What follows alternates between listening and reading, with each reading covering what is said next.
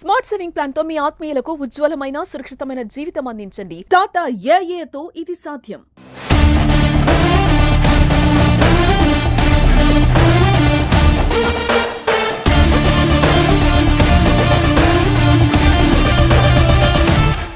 నమస్తే, welcome to Suman TV. ఒక రోజు మనం చూసే వాడే సాధనం, సామాన్యుడికి ముఖ్యంగా పనికొచ్చే సాధనం. ఎక్కడికైనా వెళ్ళాలన్నా, ఏదైనా లగేజ్ ట్రాన్స్పోర్ట్ చేయాలన్నా మనకు నిత్యావసర వెహికల్ అనేది ఆటో.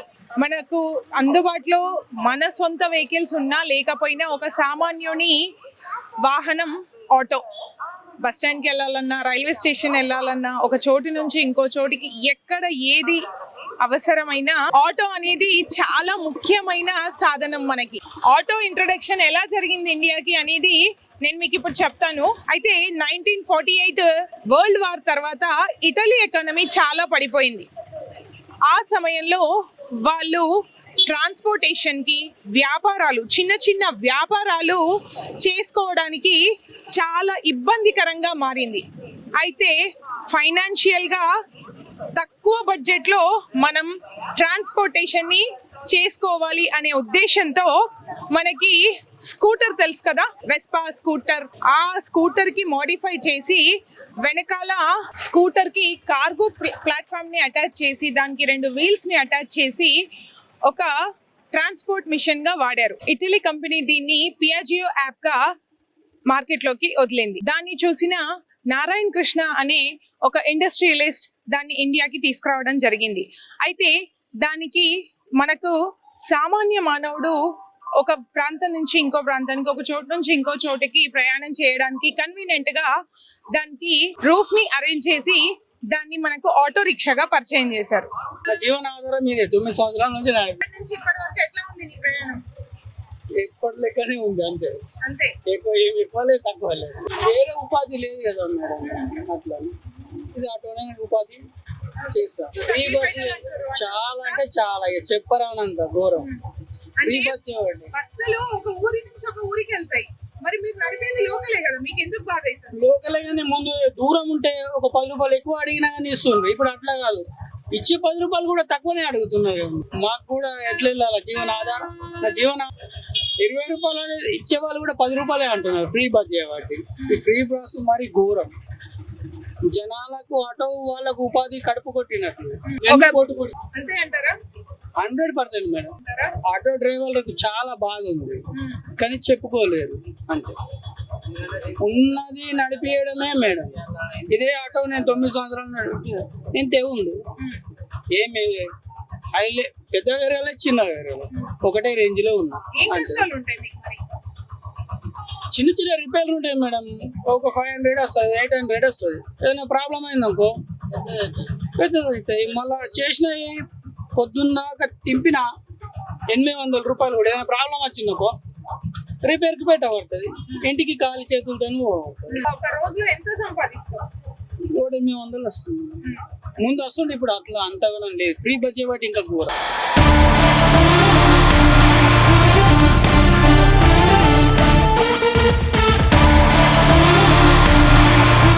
మనకి ఎలా ఉపయోగపడుతుంది? మార్నింగ్ నుంచి ఒక 80 మెంబర్స్ మేము ఎక్కిస్తాం ఆటో. అందరికి పబ్లిక్ సేవ చేస్తాం. ఒక ఎక్కువ ఆటో అంటే హాస్పిటల్ ఖలీల్వాడి మస్తు పేషెంట్లకి తీసుకుపోతాం. ఇంకా రైల్వే స్టేషన్, బస్ స్టాండ్కి వెళ్ళి తీసుకుపోతాం. పొద్దున ఇంకా ఇప్పుడైతే సమ్మర్ కదా, ఇప్పుడు స్కూల్ పిల్లలు, ఇప్పుడు స్కూల్ చాలా అయినప్పుడు అయితే మొత్తం స్కూల్ పిల్లలు మార్నింగ్ ఈవినింగ్ మొత్తం స్కూల్ పిల్లలు.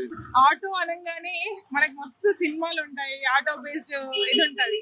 అట్లా రెస్పెక్ట్ ఉంటుందా ఆటోలు? రెస్పెక్ట్ ఇయ్యరు. ఆటో ఎంత ఉపయోగపడుతుంది అంటే ప్రతి ఒక్కరికి తెలియదు. కార్ లా తీసుకోపోకుండా ఆటోలో తీసుకుపోతారు. ప్రతి ఒక్క పేషెంట్ కి ఆటో తీసుకుపోతుంది. అది ఎట్లన్నా ఉండని, డెడ్ బాడీ అన్నా కానీ ఆటోలో తీసుకుపోతారు. ఇంకా కార్ లా అంటే భయపడతారు, రక్తం ఎక్కడన్నా యాక్సిడెంట్ అయిందన్నా కానీ ఆటో తీసుకుపోతాడు ఏం భయపడకుండా. ఎందుకంటే ఆటోడు అంత ఇది ఉంటది ఆటోది. ఇంకో ఏంటంటే ఎక్కడన్నా యాక్సిడెంట్ అయింది అనుకోండి, ఎవరు తీసుకుపోరు, ఆటో తీసుకుపోతాడు. ఇప్పుడు చాలా రకాలు ఉన్నాయి కదా వెహికల్స్. ఇప్పుడు ఒక చోటు నుంచి ఒక చోటికి పోవడానికి చాలా వెహికల్స్ ఉన్నాయి. మరి ఆటోని ఎందుకు వాడతారు అందరూ?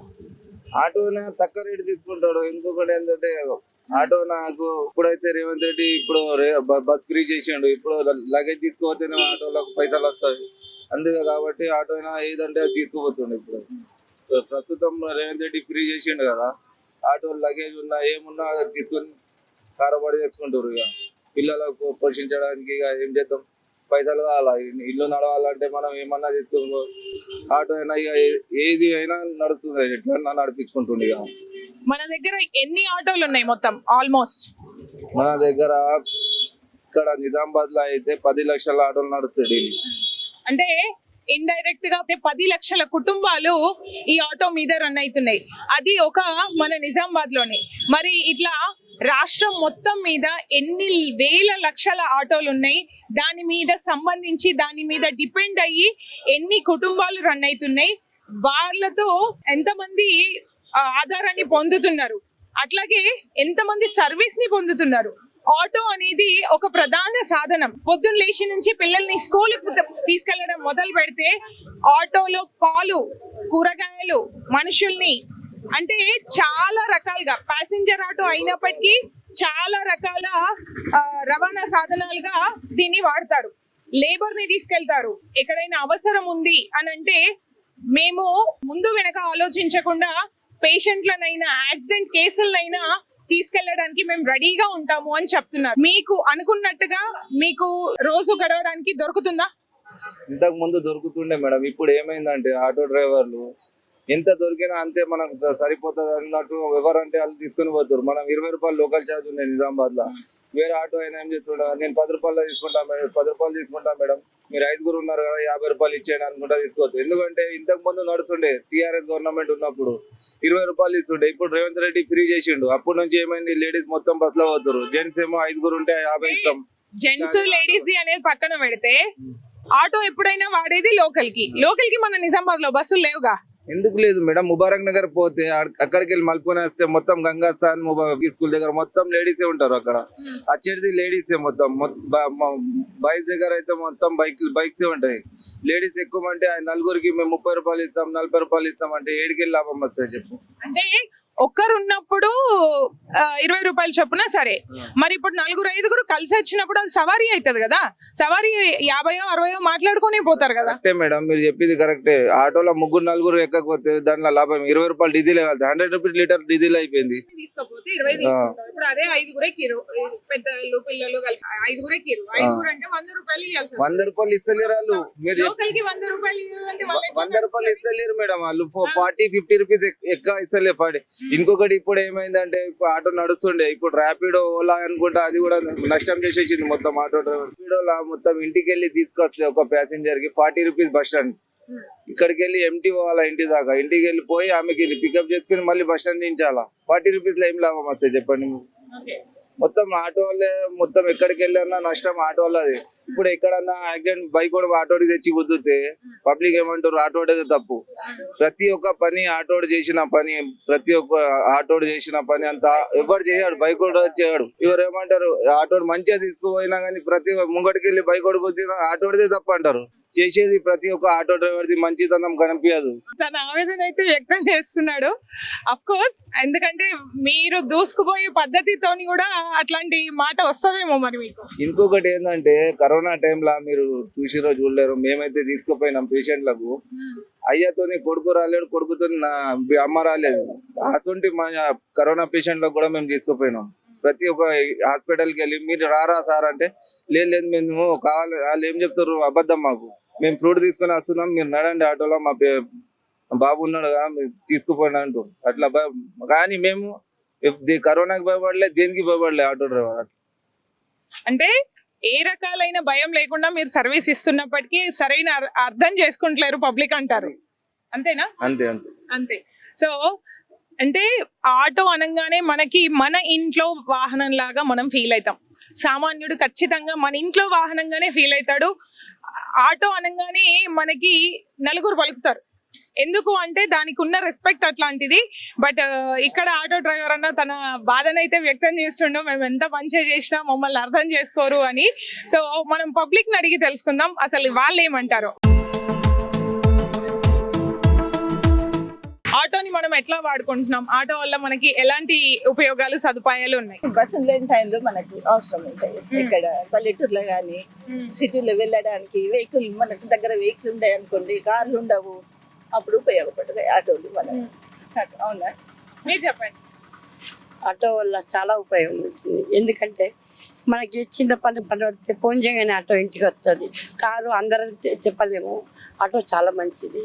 ఇంటి దగ్గర దాకా వస్తుంది, మళ్ళీ ఇంటి దగ్గర దాకా దించేస్తుంది. అందుకు ఆటో బాగా డబ్బులు కూడా బాగా తక్కువ పడతాయి. అదే కార్లో పోదామంటే 1000 రూపాయలు అవుతుంది. ఇది 100, 150 అంటే మొత్తం బాగా ఇచ్చినామంటే 150. కార్లు అంటే మనకు 1000 రూపాయలు తప్ప అయితే ఉండనే ఉండదు. కార్ కావాలంటే 1000 రూపాయలు కావాలి. 1000 రూపాయల మన దగ్గర ఉండదు టైంలో. వాళ్ళకి కానీ ఇట్లా కైకిలు చేసుకునే వాళ్ళకు కూడా చాలా ఉపయోగపడతాయి ఆటో.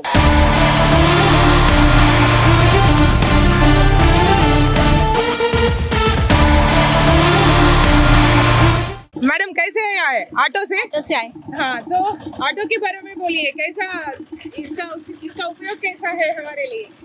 ऑटो से अभी अपने पास कार नहीं है तो हम ऑटो से कहीं भी जा से आ सकते हैं। एक तरह से इधर जाने आने का वो साधन है। सुबह से लेकर शाम तक कैसे ऑटो का उपयोग है? वही कहीं पर जा आ सकते हैं ना, अपन कहीं भी अगर अपन अपने को जाना है तो वहाँ से हम जा सकते हैं, आ सकते हैं। अगर कुछ गाड़ियाँ बंद भी है, कुछ बंद है तो थोड़े छोटे विलेज में भी जा सकते हैं। సో ఇదండి ఆటో వాళ్ళ పరిస్థితి. అంటే వాళ్ళు మింగలేక కక్కలేక ఉన్నారు. ఆటో గురించి పరిస్థితి ఏంటి? ఎందుకంటే బస్సులు సాధనాలు ఎన్ని ఉన్నప్పటికీ ఆటో ఒక ముఖ్యమైన పాత్ర పోషిస్తుంది మన ఇండియన్ పబ్లిక్ ట్రాన్స్పోర్టేషన్ లో. సో ఒక సాధారణ సగటు ఆటో డ్రైవర్ ఎలా ఫీల్ అవుతాడు అనేది మనం ఈరోజు తెలుసుకున్నాం. అట్లాగే ప్యాసింజర్స్ కూడా ఎట్లాంటి హ్యాపీనెస్ ఉంటుంది, ఎట్లాంటి కష్టాలు ఉంటాయో రెండూ చెప్పారు. సో ఏదేమైనప్పటికీ ఆటో అనేది మన జీవితంలో ఒక పార్ట్.